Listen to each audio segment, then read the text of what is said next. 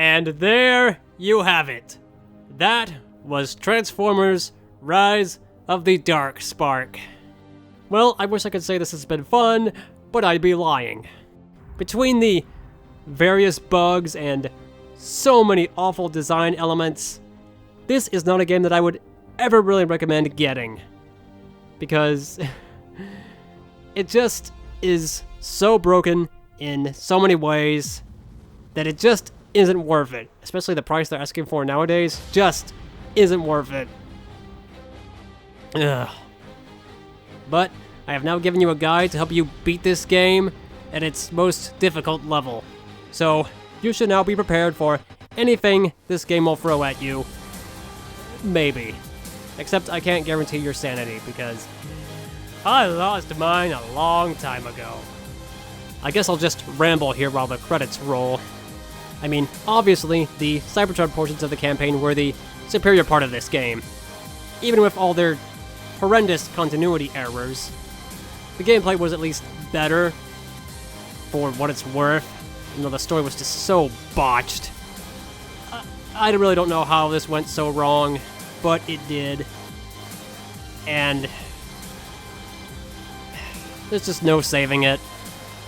The only fun you can really have in this game is the Bruticus level at the Gates of Chaos. That's like the only fun you'll really have. Maybe the Grimlock chapter is okay too, but mostly it just comes down to Bruticus. And one thing that has really irked me is Lockdown's characterization. I'm kind of ashamed to admit this, but when I first played the game and saw Age of Extinction, I initially really preferred the Rise of the Darkspark version. And now, that opinion has changed dramatically. This might be a bit of an unpopular opinion, but Age of Extinction Lockdown, I think, is the best version of Lockdown I have ever seen. Better than animated, certainly better than Cyberverse. Ugh. Age of Extinction Lockdown is one of the extremely rare times that I will praise the Bay films for doing something so well, and that was Lockdown's character. I loved him. Best villain in the entire series, easily. I don't know if it was because he was decently written, or Mark Ryan just gave a good performance. I don't know what it was, but Age of Extinction Lockdown is best Lockdown, fight me. Because Age of Extinction Lockdown isn't some money-grubbing, trophy-hunting dude. I mean, he does have a bit of a collection, of course, but that's not his root motive. He's balancing things. He's cleaning up the mess the Autobots and Decepticons made in the universe. In this game, he's just in it for the money. And that's fine as far as basic characterization, but Age of Extinction has so much more going for him. He's just so well developed. It was a shame he was killed off. I really wish he wasn't, but that Lockdown is infinitely better than what we got here.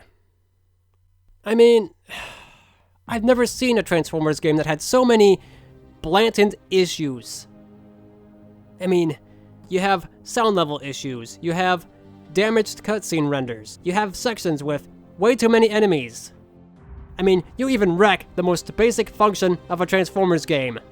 This is the only game I've played where transforming isn't fun. That delay for driving is just... what happened here? I really don't know. This game is just an insult. And the fact that you took the majority of what is a decent game, Fall of Cybertron, and flip it on its head and wreck it is a talent, frankly.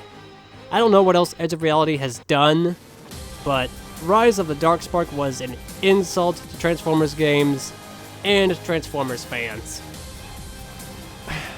We deserved so much better. We really did.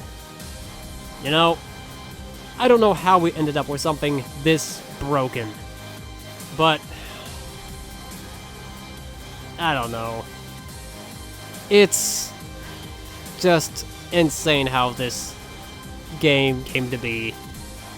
I think we all would have preferred an actual sequel to Fall of Cybertron, because that game had like the best cliffhanger ending ever. So many unanswered questions, so much anticipation for what would be next. It's heartbreaking. We'll probably never see a continuation of that because I think we all would have loved it. Way more than this, that's for sure. I don't think there's a single thing this game did that other games didn't do better.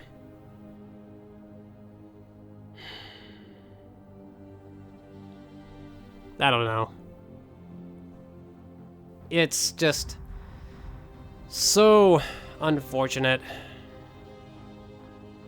But I am certainly glad that this is done. Now, as far as the future of this game on my channel, you'll see a few things. I intend to do a video covering the mercenaries, which ones I can. But we'll see just how much I can get out of that. There's still a few issues that need to be worked out, but hopefully I can get that out to you at some point. Because I'm sure you all want to see that as much as I do.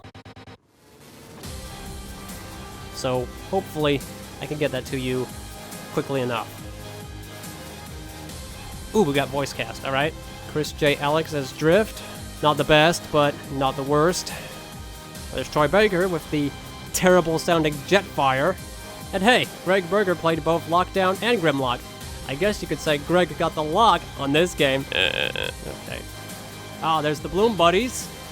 Tom Bromhead was Neutral Scientist and Decepticon Flyer. Okay. Ooh, Dave Fenoy was Decepticon Shotgunner and Lockdown Guardian. Lockdown Guardian? I'm guessing the big guy, the first Titan. Oh, John Olsen was the Lockdown Behemoth. Then what the heck is the Decepticon Guardian? Oh, Brian Stepanek was in this game. He was the Holographic Recordings and Lockdown Flyer. I don't know what the Lockdown Flyer is. Jessica Strauss, Slipstream, back for like one line. Fred Tatasciore, Jim Ward, Scott White. That's Travis Willingham. I knew he was the Lockdown Rocket Trooper. He sounded just like the Decepticon leader from WFC. Who do we have to blame for the direction? Right there. Amazing what a bad director could do, huh? Transformers has a bad rep of getting bad directors. Like Michael Bay. Nah. Well, I think that's all I can really say for Rise of the Darkspark. Oh yeah, servers are gone. Thanks for the insult, Activision. Yeah. Well, I for one am glad this series is over. It's a terrible game, and I hope that I've made you all hate it just a little bit more, or a lot more. If I have, my mission will be complete.